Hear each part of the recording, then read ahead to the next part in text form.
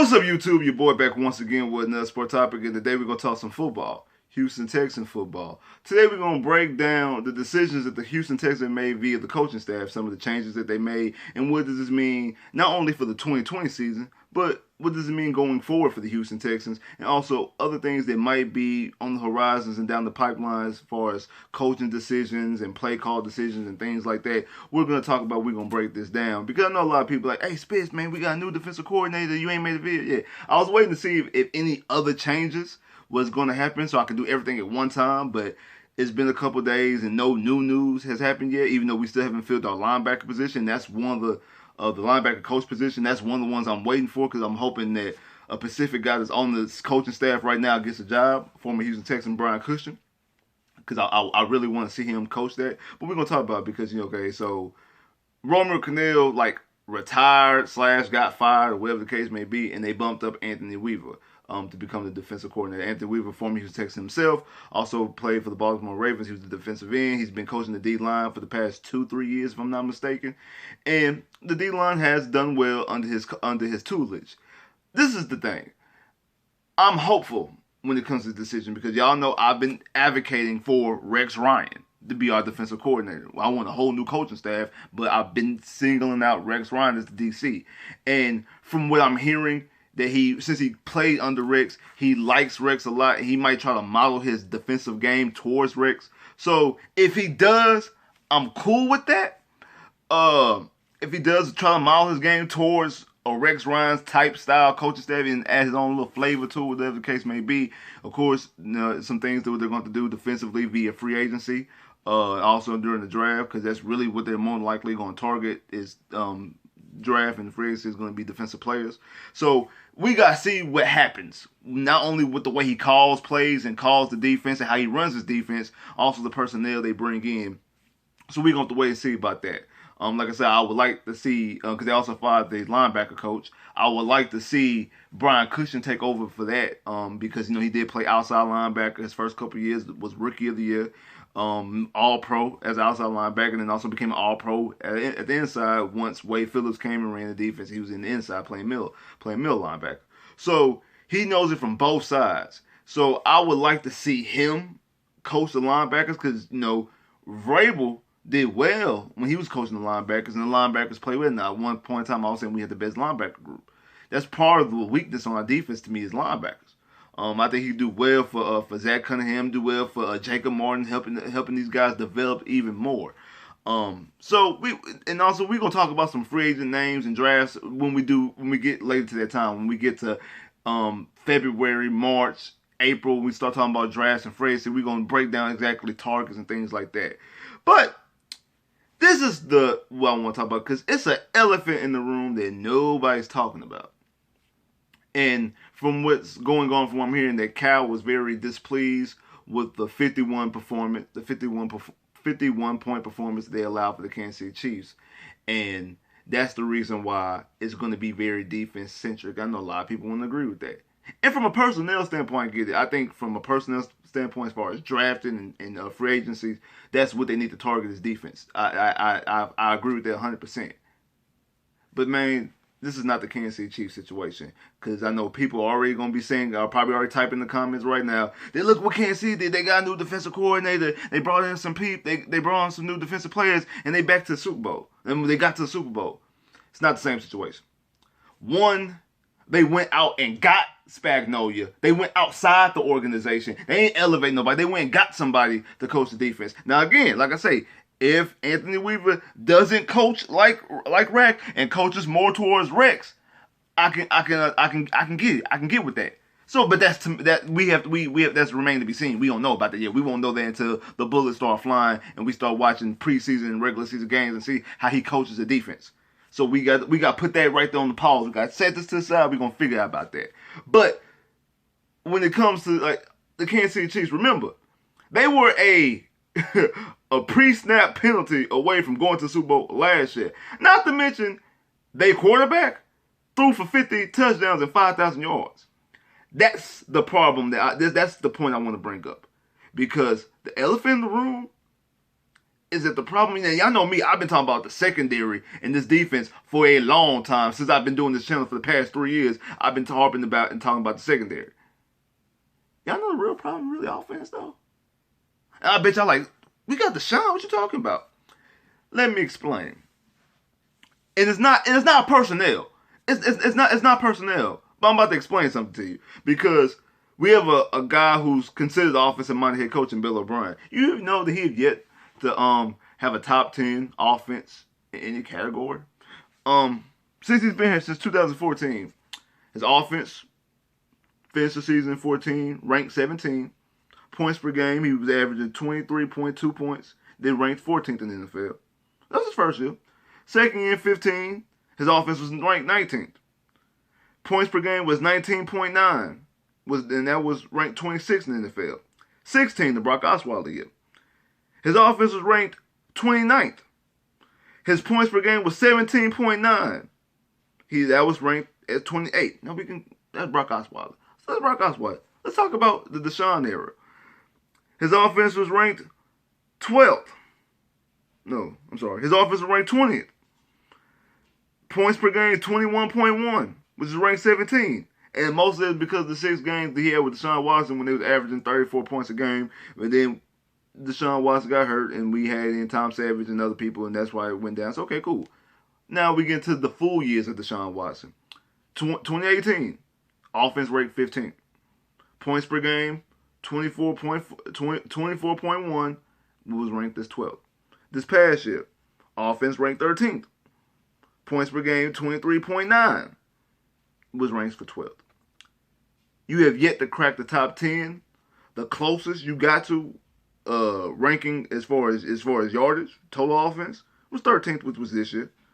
Points was 12th, which is this year and last year. But your points per actually went down this year.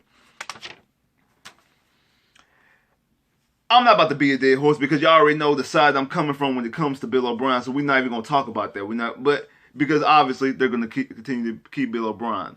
But the thing is, where's the fork in the road offensively? Because yes, your defense gave up 51 points. Where was your counter? Where was the counter to that? When you got the ball back, where was the counter? Now, no, I'm not. From a personnel standpoint, I think the personnel standpoint is fine. My problem with this is the philosophy. I think the philosophy of the offense, the base of the offense, that's the part to me that has the biggest issue. So if people are probably advocating for allowing Tim Kelly to call plays, I don't really know what good that's going to do. I really don't. Tim Kelly's been with Bill O'Brien since Penn State. So he's been this past 6 years in Houston, plus the 2 years with Penn State. So he's been with Bill O'Brien for 8 years. I don't know how much different offense he's going to have. Is he going to have something different, his own little sparkly, own little flavor to it? Yeah, and maybe that's just enough. Maybe that's just enough to spark the offense. Who knows? But I don't have anything to base that off of. It's like if I own a restaurant and I have a chef. I have a head chef. And I've been running this restaurant for 3 years, and people complain about how the chef food is. It's okay, but it's not top restaurant type. It's not top restaurant. And I let go of the chef. The second chef under them actually is this oldest is the original head chef's child, who taught them how to cook. And they went to cooking school and got everything, and they put this up and comer. And they probably add their own little season, their own little spice and filet to it. But the core of their cooking comes from the original head chef, because that's who they learned under. The core of Tim Kelly's offense is coming from Bill O'Brien. The main base of it comes from Bill O'Brien. He might add his own little spark, his own little seasoning here and there, but the main thing, the main knowledge of the core of it, the philosophy, is the Bill O'Brien offense. So I don't see, even if you allow Tim Kelly to call plays, what much good would that do? Will it do some good? Yes. Will it do a lot? I don't think so. Now, the thing that I want them to do, that they need to do, because to keep it ignoring the biggest elephant in the room, is to go out there and get an actual OC. Go get a real OC to bring in over here and allow them to call plays and let them run the offense. And Bill O'Brien, you be the head coach. You just let go of the person to do the cap. So now you're gonna be in charge of contracts and caps. You're already the general manager. You're calling plays. You're head coaching. What you gonna do? You're gonna take Anthony Weaver like, hey, you gonna be the defensive coordinator, but I'm gonna call defense too. Like, what? You doing too much. Allow a real offensive coordinator to come in, or better yet, if you want to go that route, if you want to allow Tim Kelly to call plays, you want him to be your understudy. Cool. Go out to either Clemson or one of these spread offenses in college. Get an offensive consultant.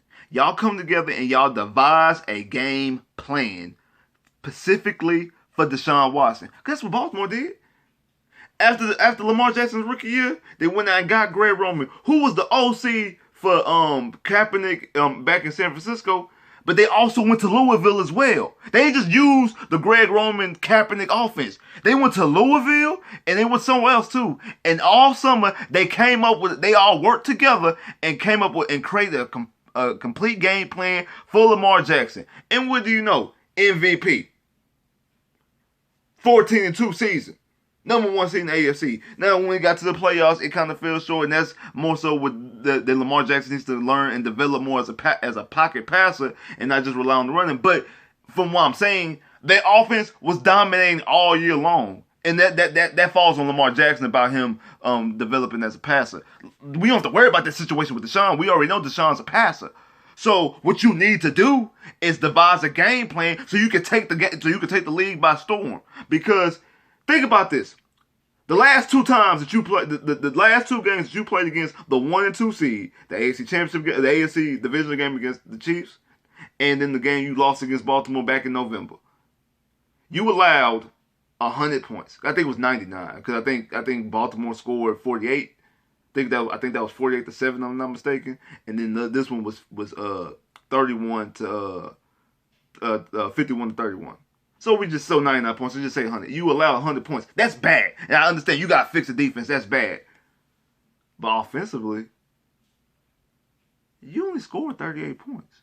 And really, you only scored 31 points because one of them touchdowns came off a block punt. So you only scored 31 points of offense. That's not even half. That's not even half. But yet, you an offensive coordinator. You're an offensive guru. You got Deshaun Watson, Hopkins, Fuller, Kenny Stills, Carlos Hyde rush for 1,000 yards. You rebuild your offensive line that's being serviceable. 6 years, you have not had top 10 offense. Your offensive game plan is not working. Even with the guys that you got, it's not working. The only time it worked is when you use a Clemson-style, Dabo Swinney-style offense. And Deshaun took the league by storm for 6.5 games. Get back to that. Come up with a complete game plan for Deshaun.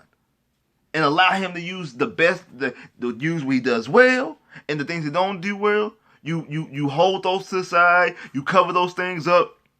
You find a way to coach around those type of things. That's what coaching is. You find out what your best athletes do well.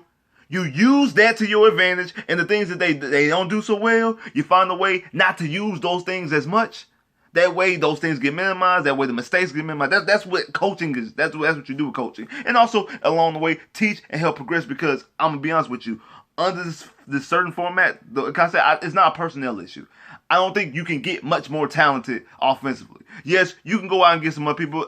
And yes, there's some people names that people have been dropping, talking about the draft and also free agency. But the issue is not personnel. To me, it's a philosophy issue. It's a game plan issue. It's the way they run the offense. That's the issue. It's not the players. It's the way the offense is ran. Because you're running Deshaun Watson in a New England Patriots Tom Brady type offense. And because Deshaun and this team is so talented, that's why you have games like New Orleans, games like against San Diego or LA Chargers, the Falcons, the Patriots, the second game against the Colts.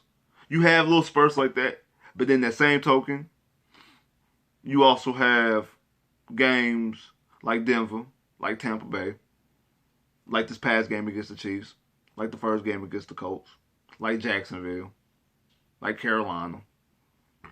That's why you have games like that.